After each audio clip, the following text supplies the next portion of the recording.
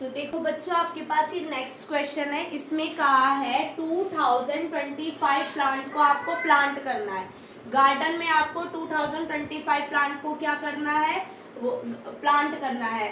ठीक है, किस तरीके से प्लांट करना है?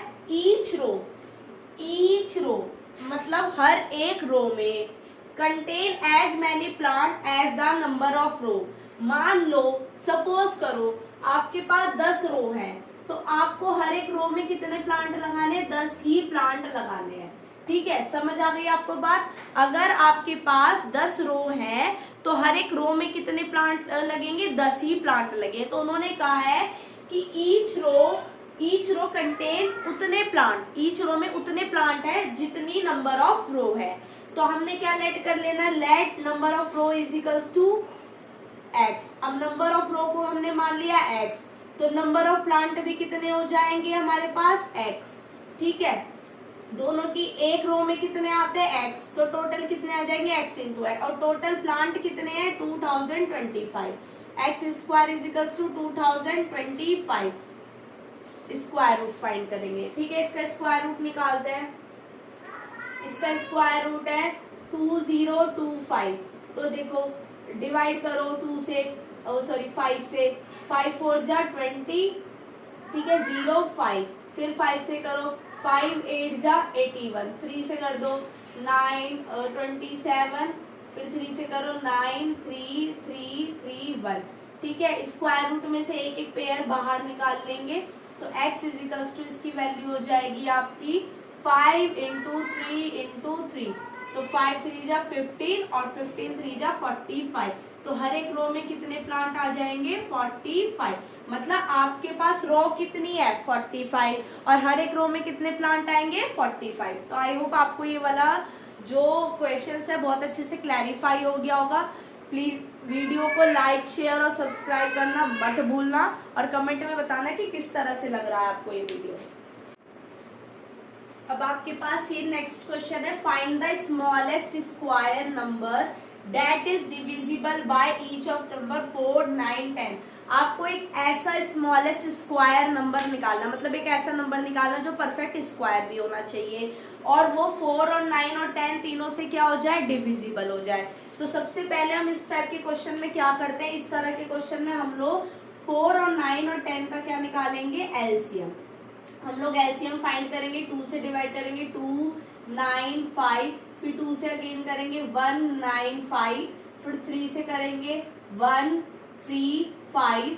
फिर 3 से करेंगे 1 1 5 और फिर 5 से करेंगे। ठीक है, अब हम इन नंबर्स की क्या करेंगे? इनके एलसीएम के लिए इनकी क्या करेंगे? आपस में मल्टीप्लाई। तो कितना आ जाएगा? 2 2 जा 4 और 3 3 जा 9। 4 5 जा कितना हो गया? 20 और 29 जा हो गया आपका 180। तो आंसर कितना आया? 180। अब इनका सॉरी एलसीएम कितना आया? 180। अब हम करेंगे 180 के फैक्टर, पेयर बनाएंगे, देखेंगे कि ये परफेक्ट स्क्वायर है या नहीं है।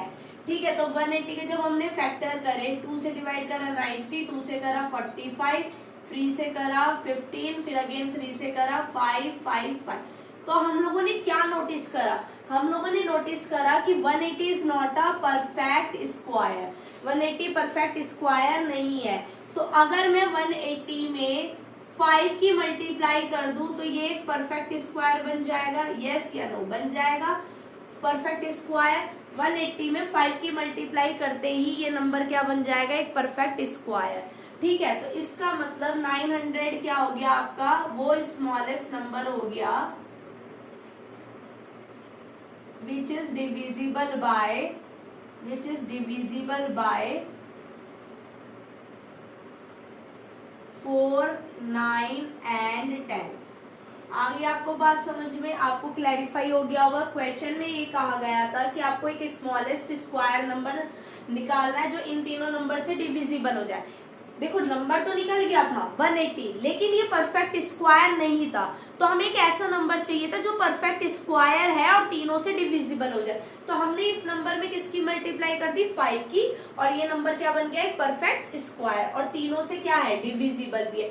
एक और एग्जाम्पल हम इसके जैसे करेंगे। ठीक है, फिर आपको ये वाला टॉपिक अच्छे से समझ आ जाएगा।